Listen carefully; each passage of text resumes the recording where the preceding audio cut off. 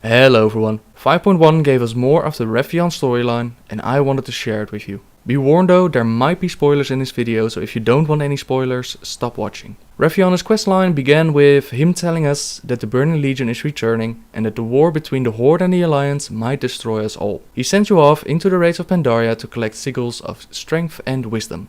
Ah, so returns my conquering hero. These Pandaren question everything. It makes you think. This war could tear Azeroth apart.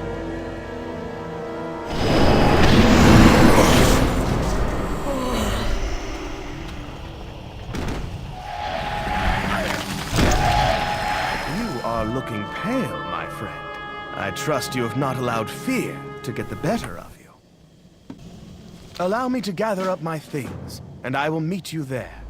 I often venture out here to think. The view is breathtaking. Would you agree? Pandaria is indeed a jewel. Such beauty.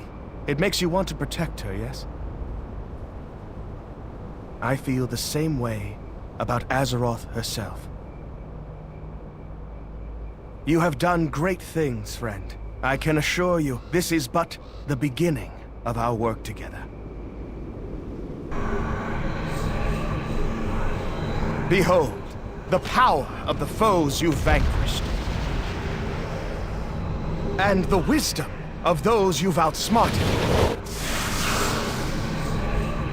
Here, the embodiment of the fear that you've conquered. May it now strike terror into the hearts of your enemies.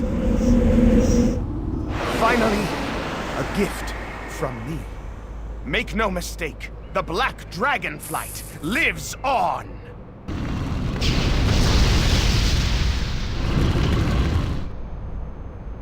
There. My work is done. You can now greatly augment the power of any Shah-touched weapon.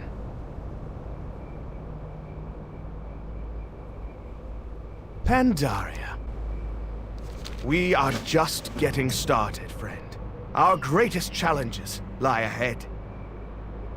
But when war comes to these shores, you and I will be ready for it.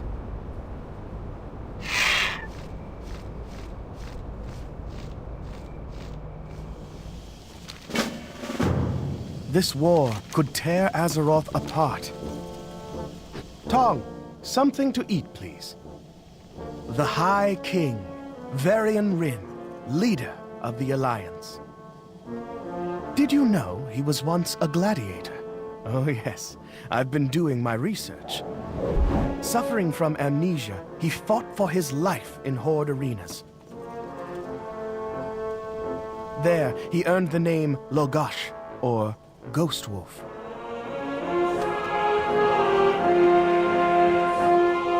He is a fighter, but is he a leader?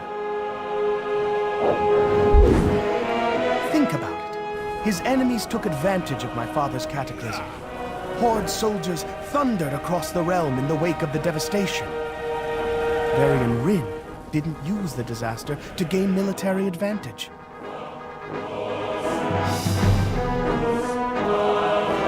Is this because he is weak, or because he is principled? Here's the bigger question.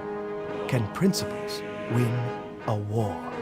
Make no mistake, Pandaria will challenge your king. Let us see what he is truly made of. Let us see if your alliance has what it takes to rule Azeroth.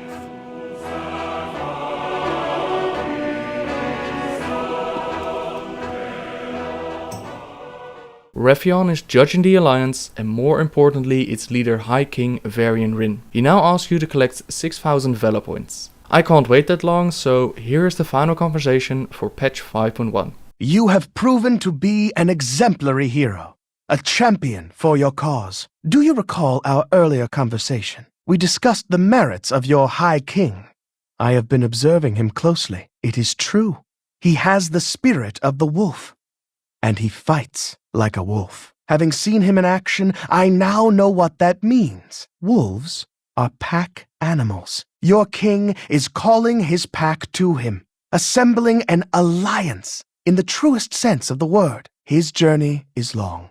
He has only taken the first steps, but with heroes like you in his pack, there is little your alliance cannot accomplish. Tong, fetch my things. Your dedication to your cause deserves to be rewarded. Like you, I continue to refine my skills here in Pandaria. I think you will appreciate the outcome. Choose your reward. Stay vigilant, hero.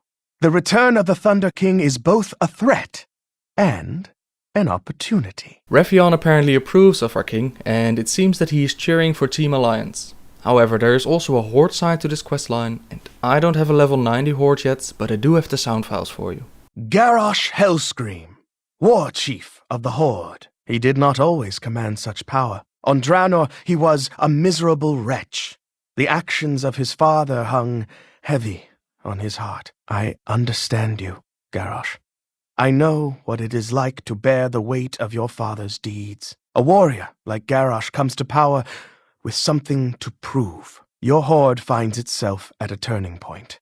This war will define you. What is the Horde? Is it an instrument of vengeance, hell-bent to carve out a future for its people? Is it a refuge for those who need shelter, a commonwealth of the downtrodden, built for mutual support? Or is it an alliance of convenience, a confederacy of unlikely partners free to pursue their own agendas? This is my question to you.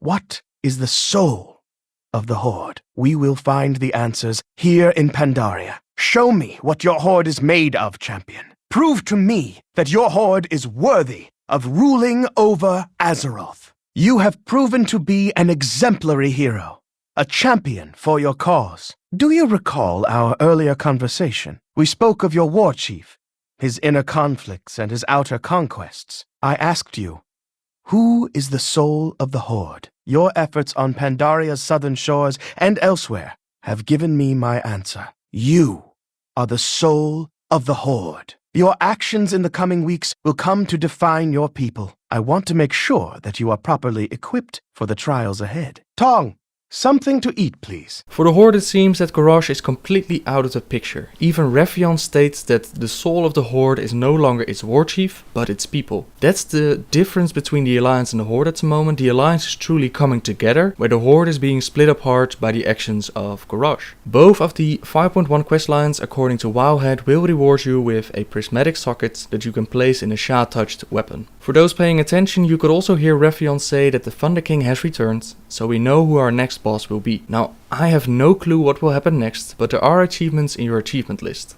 Chapter 1 is called Trial of the Black Prince, where he puts you through trials to prove your worth to him. Chapter 2 is Rathion's War, where he asks you to prove your superiority by killing the opposite faction. Chapter 3 is called Two Princes, and this is the part of the reason why I don't believe that Garrosh truly kills Anduin. I haven't seen any other Prince of Pandaria except for Anduin Wrynn. This probably means that Wrathion and Anduin are going to meet, and I'm still wondering why Anduin was on that ship that crashed on Pandaria in the first place. Tides of War left us with him saying goodbye to his father, and suddenly he ends up being the white pawn in Pandaria. I still believe that Wrathion had something to do with it, but time will tell. Chapter 4 is called Judgment of the Black Prince, and this is either judgment of Wrathion himself or him judging us. Judgment for Wrathion for the events that he caused perhaps, or maybe him giving his allegiance to one of the factions. Now I'd say one of the factions, but it's most likely that we will bring the factions together in the oncoming war against the Burning Legion. Once again guys, I can't offer you much, but a lot of speculation, and only time will tell what's really going to happen. I can't wait to find out, and I'm loving the lore so far. I've posted a couple of links in the description to other lore videos in case you might want some more information, and until next time guys, see ya!